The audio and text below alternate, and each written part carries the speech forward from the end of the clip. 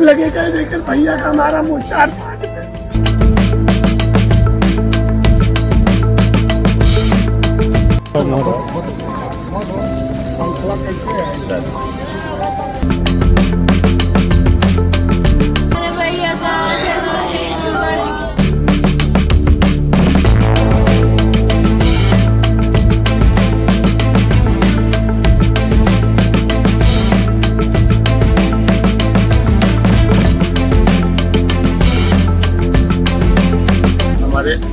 पंकज जी और उनके साथ 2-3 लोग और मिलकर के 18,000 रुपये हथियार के साथ छोटे छोटे टुकड़े में डाला।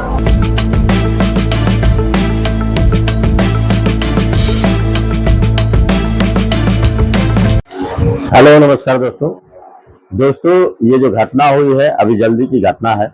ये जो है उत्तर प्रदेश के अयोध्या की बीकापुर गांव की ये घटना है और वहीं पे जो है एक दिनेश वर्मा नाम का लड़का रहता है और उसके पिता का नाम राजकुमार है और उनके पिताजी जो है पान की गुमटी लगाते हैं और बीकापुर में और वहीं पे दोस्तों 3-4 दिन से लाइट नहीं आ रही थी और सब कुछ अंधेरे में था और काफी जोरों से जो है आंधी आई थी। आंधी की वजह से सब पेड़ भी टूट गए थे और किसी का ना मोबाइल चार्ज था ना पानी था, सब पूरा अस्त व्यस्त था। गांव वाले भी तरफ से परेशान थे, किसी को कुछ समझ में नहीं आ रहा था और लाइट वाले भी कह रहे थे कि ट्रांसफार्मर भी किसी तरीके से फूक गया है, इसको जो है अभी बनने में टाइम लगेगा। तो वो लोग तैयारी कर रहे थे लेकिन अभी सब परेशान थे। तो ये जो होता है दिनेश वर्मा होता है वो इंजीनियरिंग की पढ़ाई कर रहा होता है और बीएसएफ की भी तैयारी कर रहा होता है। इंजीनियरिंग पढ़ाई कर चुका होता है, उसके बाद बीएसएफ की तैयारी में जुटा हुआ था। उसमें उसपे जो है उसकी जो है जो नौकरी लगने वाली थी। तो उसी बीच दोस्तों क्या होता है कि अपने पिता से कहता है कि मुझे पिताजी लाइट नहीं आ रही है, 2 दिन से हम लोग सो नहीं पाए हैं, पूरी तरीके से नींद आंखों में चढ़ी हुई है, रात में नींद नहीं आ रही है और मच्छर भी काट रहे हैं और गर्मी इतनी ज्यादा है कि कुछ समझ में नहीं आ रहा है।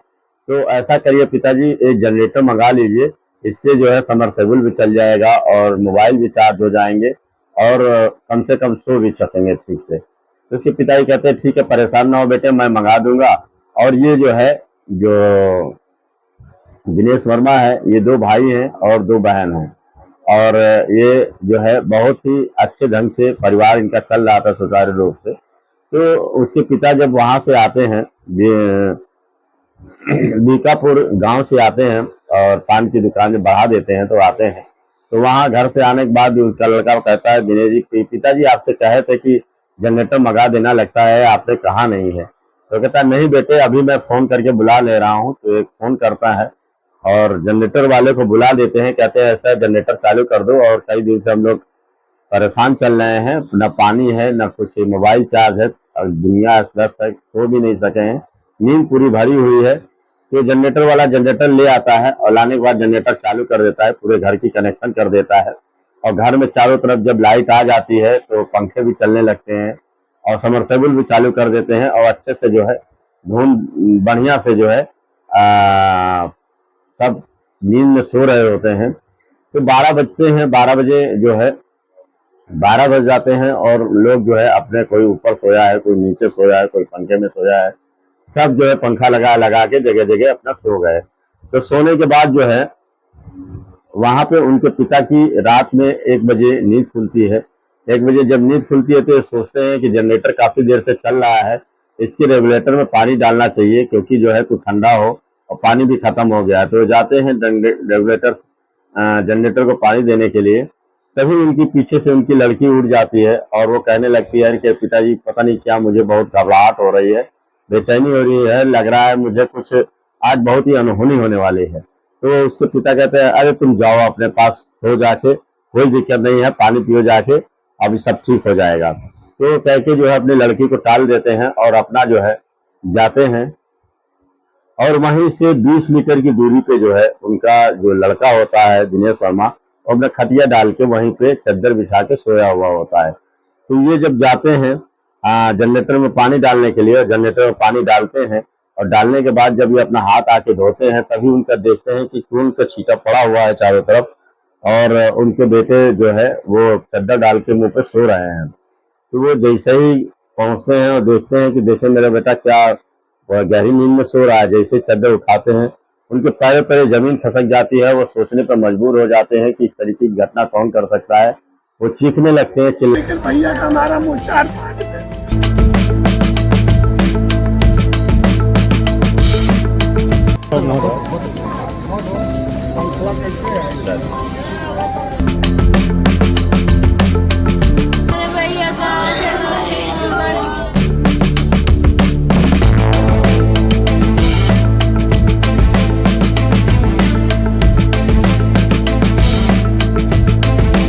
चिल्लाने लगते हैं और उनकी चीख पुकार सुनकर जो है उनकी लड़की भी आ जाती है, वो भी चिल्लाने लगती है। और फिर उसके भाई भी आ जाता है, बड़ा भाई भी आ जाता है, उसकी माँ भी आ जाती है, सभी लोग आ जाते हैं। आने के बाद पूरे घर में जब चिल्लाते मस्ती है चारों तरफ से, तो वहीं से गांव के लोग भी और सब इकट्ठा हो जाते हैं। इकट्ठा होने के बाद जो है सब लोग पूछते हैं कि आखिर ये ऐसी घटना हुई तो हुई कैसे, क्या बात है। तो उनकी लड़की यही बताती है कि मुझे कुछ घबराहट हो रही है, बीच जो मेरे बगल में है कुछ हलचल मच रही थी, पता नहीं क्या बात है, वहां पे शोर शराबा हो रहा था। तो मैंने पिताजी को बताया कि देखो हमें कुछ गलत लग रहा है, लगता है कुछ गलत हो गया है या गलत होने वाला है, क्योंकि उनके घर में बहुत चहल पहल है और क्या बात है इतना जो है लोग आवाज कर रहे हैं और चहल पहल मचाए हुए हैं। मुझे तो शंका हो रही थी कोई घटना होने वाली है। तो ये घटना जो है जरूर जो है मेरे बड़े पापा से चल रही थी, विवाद चल रहा था मेरे पापा का, और उनकी जो है खेत का बंटवारा भी नहीं हुआ था और आपस में दोनों लड़ रहे थे। तो दोनों इसी विवाद में जो है फंसे हुए थे। हमको लगता है कि ये जो है मेरे भैया का जो टुकड़े टुकड़े किए गए हैं, ये सारा इनके जो 6 टुकड़े किए गए हैं, इनको मेरे बड़े पापा ने ही मारा है। मेरे पापा के इनका एक बड़ा बेटा है, उसी से कुछ रंजिश चल रही थी और उसी ने ही इनको 6 टुकड़े किए हैं और मौत के घर उतारा है। तो इस बात पे जो है तुरंत गांव के लोग जो है वही 2 बजे के लगभग पुलिस को फोन करते हैं। पुलिस आती है, छानबीन करती है, पूछताछ करती है कि आखिर ऐसी घटना का अंजाम हुआ तो कैसे और किस तरीके से किसने अंजाम दे दिया। तो वो सब रोने बिलखने लगते हैं और जो दिनेश वर्मा पछाड़े खा के गिरने लगते हैं। वो कहते हैं मुझे यकीन ही नहीं होता कि मेरा बड़ा भाई जो है इतना बड़ा कांड मेरे लड़के के साथ कर देगा, और ये मेरे भाई का ही काम है, इसी ने ही मेरे बेटे को मरवाया है। क्योंकि हम लोगों में बहुत खींचातानी चल रही थी, काफी दिन से खेत का विवाद चल रहा था और हमको लगता है कि यही मेरे भाई ने ही मेरे बेटे को मरवाया है। ये बात सुनकर जो है पुलिस वाले सख्ते में आते हैं और पुलिस जो है डेड बॉडी को जो है पोस्टमार्टम के लिए भेजती है और उनसे पूछताछ करने के लिए उनके पास जाती है कि बताओ ये कैसे क्या हुआ है, कैसे घटना का अंजाम हुआ है। तो लोग कहते हैं साहब हमने कुछ नहीं किया है, ये हमारे ऊपर झूठा आरोप लगा रहे हैं। तो ये अभी आरोप दोस्तों अभी सिद्ध नहीं हो पाया है, लेकिन लोगों का कहना है ये जो है इनमें जो है खेतों का विवाद चल रहा था काफी दिन से और इसी वजह से इन लोगों में रंजिश काफी चल रही थी और इनको जो है मौत के घाट उतार दिया गया है।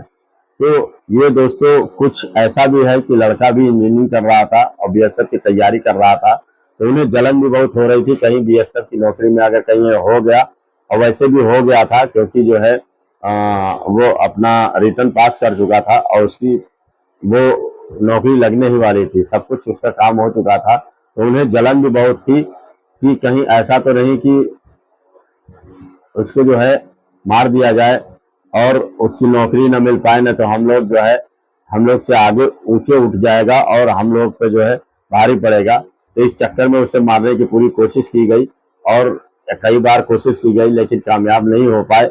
लेकिन इस दिन जो है लाइट नहीं थी, पूरे अंधेरा था पूरे गांव में और सब लोग सन्नाटे में थे, बिल्कुल शांति मची हुई थी।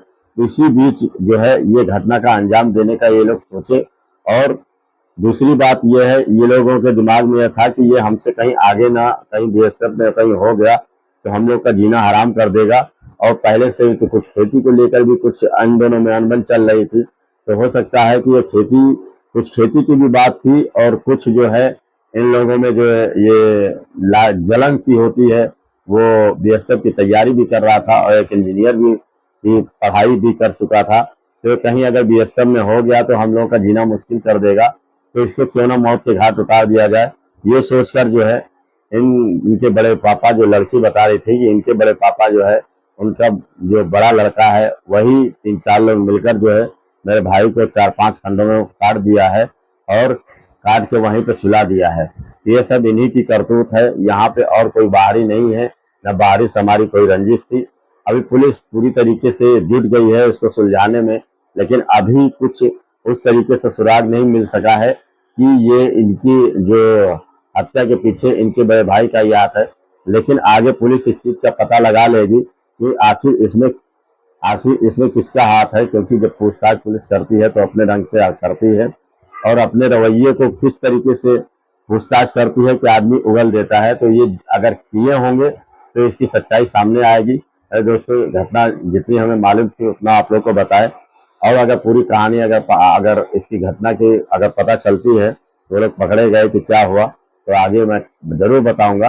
वैसे ये घटना बहुत ही दुखद है दोस्तों, सुनाना तो नहीं चाहता था, लेकिन क्या है कि हम लोग अगर इसी पे ही घटना टाइम पे ही बोलते हैं तो ऐसे ही घटना हम लोग ढूंढते हैं कि कुछ बताई जाए।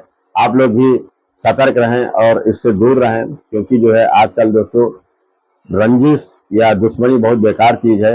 लोग जो है रंजिश में केवल काली गलौज तो छोड़ो, मारने मराने की बातें सोचने लगते हैं और उसको जान से ही मारने की कोशिश करने लगते हैं और जान से मार भी देते हैं। तो ये दोस्तों जीवन बड़ा अनमोल है, इसे जो है सुरक्षित रखना चाहिए और किसी से लड़ाई या बैर मोल नहीं लेना चाहिए। यही आपसे रिक्वेस्ट है कि आप लोग भी समझदार रहें, सतर्क रहें और सबसे दूर रहें। नमस्कार, तो धन्यवाद।